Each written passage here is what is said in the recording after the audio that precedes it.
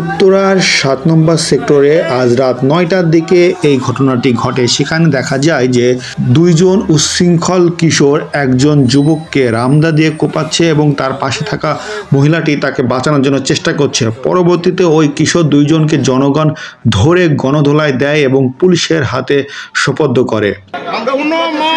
ভাই ব্রাদার এখানে যারা বাসিন্দা আপনারা কোনো ভয় কোনো কিছু বলতে পারে না, আমরাও কিচ্ছু বলতে পারে না। এটার দায় দায়িত্ব আজকের পর থেকে আপনি যদি নেন, প্রতিটা ইঞ্চি ঘটনার দায় দায়িত্ব আপনি নেবেন।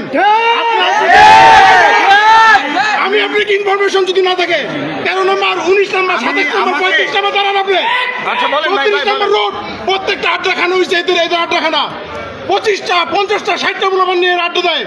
কোন পুরুষ মানুষ যেতে পারে না, মেয়ে মানুষ যেতে পারে না। একটা মানুষ কি করে জানেন, নরমাল একটা লোক হাইটে যাবে তাকে একটা বুলি করবে, সে নরমাল একটা মানুষ যাবে তাকে বুলি করবে, চোখ তুলে তাকাবে, এই যে উসিলা পাইলো 50 জন মিলে তার থেকে মোবাইল টোবাইল সবকিছু নিয়ে যাবে। এই ঘটনা শুনে আপনি জানেন এগুলো হচ্ছে 7 নম্বরে। আমরা সর্বোচ্চ চেষ্টা করে যাচ্ছি এই পরিবেশ পরিস্থিতির মধ্যে দিয়ে যে দেশে আপনি চেষ্টা করলে হবে না, এটা কাজে দেখাইতে হবে, দায়িত্ব নিতে হবে, অবশ্যই দায়িত্ব নেব। এটা কারো ব্যক্তিগত স্বার্থ কথা হচ্ছে না, ছিল না। আমি আমার কাজে নাগরিক সেবা করা, আমার কাজে নাগরিক সেবা করা, এবং আমি সর্বোচ্চ চেষ্টা করে যাচ্ছি উত্তরাবাসীকে। আপনারা যদি না পারেন জনগণ এটা দায়িত্ব নিয়ে নেবে, কিন্তু আমরা আপাতত আস্থা রাখি তার উপর যে আমরা আশ্বস্ত হতে পারবো, তার উপরে আমরা বিশ্বাস করতে পারবো। এটা আমরা একটু শুনি যে উনি আমাদের কতটুকু আশ্বস্ত করেন শুনি। এবং যৌথ বাহিনী এর সাথে যৌথ বাহিনী কাজ করবে।